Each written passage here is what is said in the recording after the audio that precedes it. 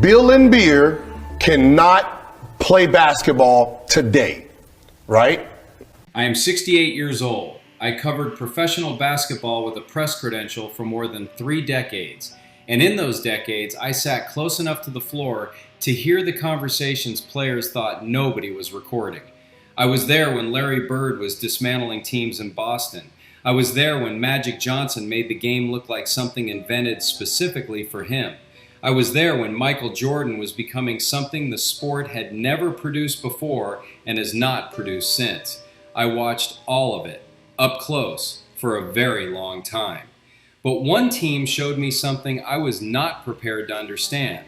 Not in the wins, not in the championships, something operating underneath the surface of both of those things. Something the crowds were cheering for without fully knowing what they were cheering for. The Bad Boys Detroit Pistons. Nobody has told this story the way it actually happened until right now. Before I take you inside what I actually witnessed, you need to understand what those Pistons meant to people before the picture got complicated. They were 2-time NBA champions, back-to-back, 1989 and 1990. Isaiah Thomas was one of the most gifted point guards the sport had ever produced. Bill Laimbeer controlled the paint in ways that made opposing coaches visibly frustrated. Dennis Rodman was becoming the best rebounder on the planet. Joe Dumars was respected by everyone in the league, players and coaches alike, for the clean and principled way he played the game. The city of Detroit embraced them in a way that was almost impossible to overstate. Detroit was a city that had absorbed decades of being dismissed, and here was a team that absorbed the same dismissal and responded by winning anyway. That was the story. That was what made this team feel like something more than basketball to the people who loved them. The problem is, that story was only part of the truth. I was in the Palace of Auburn Hills for more playoff games than I can reconstruct from memory alone, but I remember specific nights clearly. I had my press credential, and I worked from a seat close to the floor, close enough to watch players' expressions when they believed the television cameras had moved on. I remember a man named Gerald who sat a few rows behind the press area, same seat every game he could afford to be there. He was a Detroit auto worker, probably in his early 50s, and he wore the same Isaiah Thomas jersey every night without exception. After a game during the 1990 playoffs, I walked past him in the corridor heading toward the locker room area, and he stopped me with a hand on my shoulder and said, "They fight like this city fights. That is all that is." I understood what he meant. I also knew what he did not know yet. Stay with me. Because what I watched in those arenas and what people told me afterward in quiet voices explains everything about what this team actually was underneath the 2 trophies. Here's what people say about the Bad Boys Pistons. They say they were physical. They played tough. They were underdogs who refused to be moved. They are celebrated in documentaries and year-end retrospectives as a team that proved blue-collar determination could beat pure talent. That version has been told so many times that it has started to feel like established history. The comfortable version, the one that lets the legend stay clean. Here's what actually happened. The Detroit Pistons built a defensive strategy called the Jordan Rules with a single operating purpose: not to stop Michael Jordan from scoring, to hurt him. Players including Dennis Rodman and John Salley later admitted openly that the goal was to ensure Jordan hit the ground every single time he went to the basket, not as an unavoidable byproduct of hard physical defense, as the stated objective, as the plan. Coach Chuck Daly made it into a joke for reporters. He said, "When he goes to the bathroom, we all follow him. We're going to throw 12 players and 3 coaches at him, with the heaviest coach last." And that got laughs in the press room. It was written up as colorful coaching personality, as the kind of thing that gets quoted for decades as evidence of competitive spirit and tactical creativity.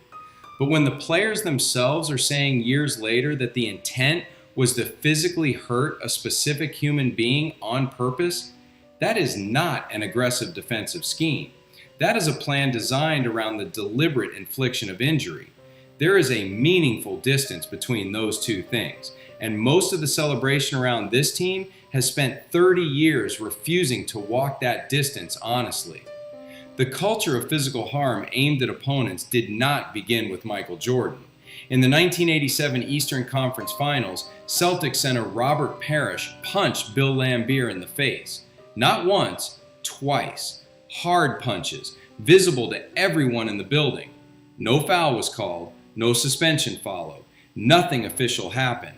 Isaiah Thomas went to the media afterward and used the absence of a call as evidence of a double standard against the Pistons.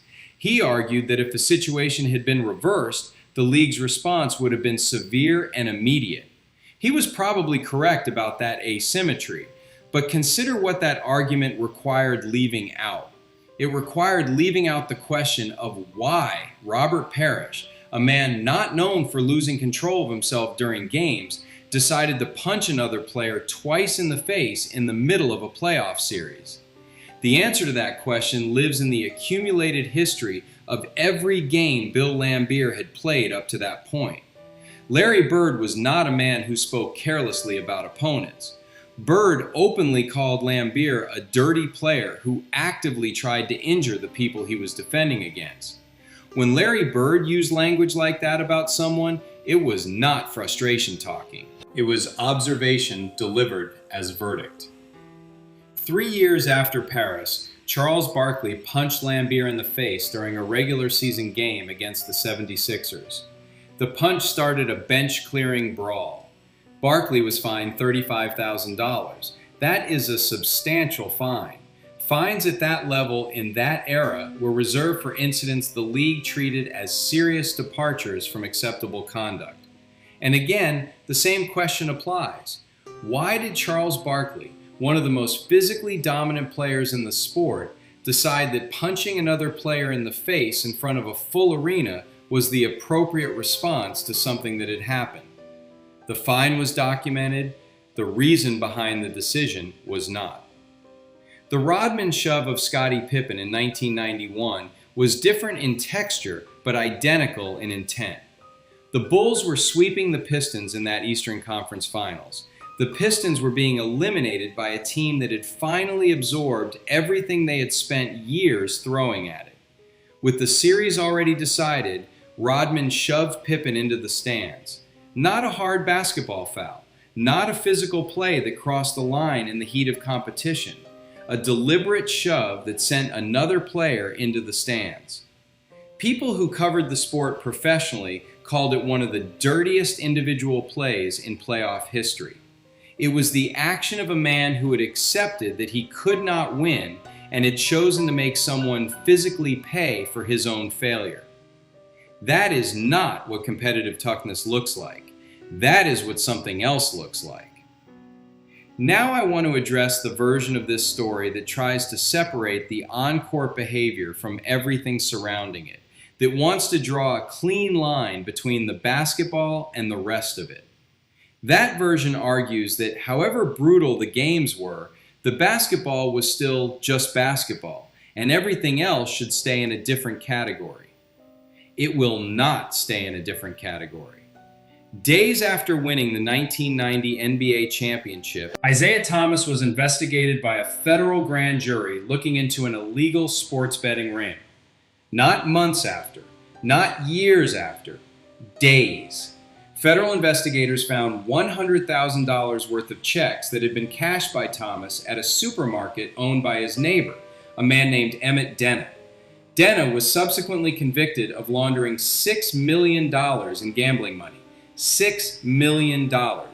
Thomas was never charged. The investigation did not produce charges against him. But the investigation was real. The checks were real. The $100,000 was real.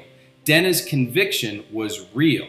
Those are not allegations. Those are documented facts about events that happened in the days immediately following a championship celebration. In 1997, a book called Money Players alleged that Thomas and teammate James Edwards had engaged in point shaving in 1989 to settle high-stakes gambling debts owed to organized crime. Point shaving, deliberately manipulating game scores. The year cited was 1989. The Pistons won their first championship in 1989. The allegations were denied. They were never proven in a legal setting, but they came from a published book with attributed sources, not from anonymous rumor. And the year attached to those allegations was the same year the championship was won. I am not asserting those allegations were true. I am telling you what was alleged, in what form, by whom, and in which year. I am asking you to hold that information alongside the championship. What was happening inside their own locker room was not separate from any of this. During a practice, veterans Rick Mahorn and Sid Green got into a physical altercation. Rookie John Sally attempted to step between them to stop the fight. Green punched Sally in the jaw. Mahorn kicked him in the leg. Then both veterans told the rookie, "Don't you ever get in a grown man's business." A punch in the jaw and a kick in the leg delivered to a teammate for attempting to prevent violence inside the practice facility, inside the organization. Dennis Rodman later disclosed that Isaiah Thomas once pulled him aside and hit him in the chest hard enough that the physical force of it was still memorable years later when Rodman described it publicly. Thomas was sending a message about focus and about what winning required. That is the version that gets told. The other version of that story is that a team leader resolved a problem with a subordinate by hitting him in the chest as hard as he could. Adrian Dantley was traded away from the team during the 1988-89 season, the championship season. Dantley later stated that Thomas engineered the trade so that he could bring in his childhood friend Mark Aguirre instead. A productive and valuable teammate was removed from the roster in the middle of the year they would go on to win everything, replaced by a personal relationship. Dantley did not receive a ring from that season. He was gone before the end arrived. 30 years of documentary celebration, and that detail never seems to find the center of the story. Outside the building, the picture did not clear. 2 months before his 1985 wedding, Isaiah Thomas was named in a paternity suit filed by a woman named Jenny Dones. She claimed they had a son together named Mark Dones. Thomas settled the case in 1987 and paid thousands of dollars per month in child support. In 1993, Dennis Rodman was found sitting in his car in the parking lot outside the Pistons arena with a loaded shotgun. He had gone there intending to end his life. A reporter named Craig Sager found him and sat with him and talked until the moment passed. I have to stop on that detail. A man sitting alone in a car in the parking lot of the arena where the crowds used to cheer his name, holding a loaded weapon with no intention of leaving. Whatever the Bad Boys legend carries in its official version, whatever highlight packages and championship retrospectives have built around this team, that night exists inside it. It is part of the same organization, part of the same years. And then there was how it ended. Game 4 of the 1991 Eastern Conference Finals, the Pistons were being eliminated by the Chicago Bulls. With 7.9 seconds remaining on the clock, the Pistons left the floor. Not after the final buzzer, before it. They walked past the Bulls players without stopping, without handshakes, without acknowledgement. They left while the game was still technically in progress. Bill Laimbeer and Isaiah Thomas were at the center of that decision. This was a team that had spent years telling reporters and anyone who would listen that the NBA disrespected them, that they were held to a double standard, that they deserved recognition they were not receiving. In their final collective act as a group, they chose to disrespect the game itself and the men who had beaten them. Michael Jordan called them undeserving champions. He used the word thugs. He said the basketball they played was not meant for the sport. Phil Jackson told the media the Pistons were bad for the league and used the same word in public repeatedly. Those are not casual characterizations. Coaches and players at that level do not deploy language like that from frustration. They deploy it from sustained observation over multiple seasons of being on the floor when the intent was not competitive but physical.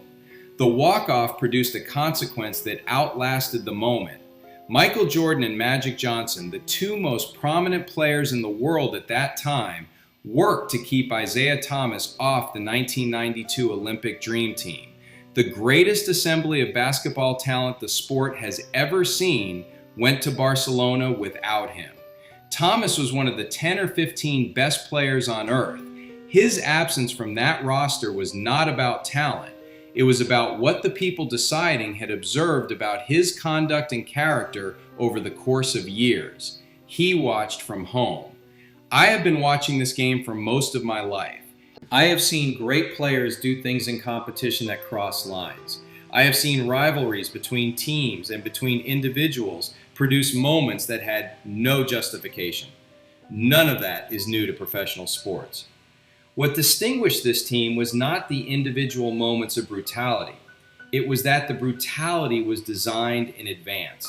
The Jordan rules were not an improvised response to a situation. They were a written plan, distributed and practiced with the stated objective of ensuring a specific player hit the ground whenever he attempted to score. The locker room violence was not one bad night generated by tension and competition. It was the established culture of the organization, applied to rookies and veterans alike. The gambling investigations, the paternity suit, the mid-season trade executed for personal rather than competitive reasons. These were not isolated failures scattered randomly across a successful run. They were the structure underneath 2 championship trophies, the actual foundation. What I came to understand after all those years of sitting close enough to see it clearly is this: a system built around causing pain as strategy will always, eventually, find ways to cause pain to the people inside it. The Jordan rules did not stop Jordan permanently. They hardened him. The culture that punched its own rookie's jaw produced no lasting loyalty from the men who absorbed it. The teammate traded away to make room for a friendship, left behind a damage that documents itself in every retelling of that season. The walk-off did not protect a reputation, it defined one. Everything the Pistons built, they built on a foundation that could not carry the weight of what they were demanding it to carry. The foundation was visible the entire time to anyone willing to look at it directly. I am 68 years old. I was in that arena for the walk-off with 7.9 seconds on the clock. I read the federal investigation documents. I know the name of the reporter who sat with Dennis Rodman in a parking lot with a loaded weapon and talked him away from the edge of it. 2 championships, 30 years of celebration, 1 man excluded from the greatest team ever assembled. Not because he was not talented enough to be there. That is the real record.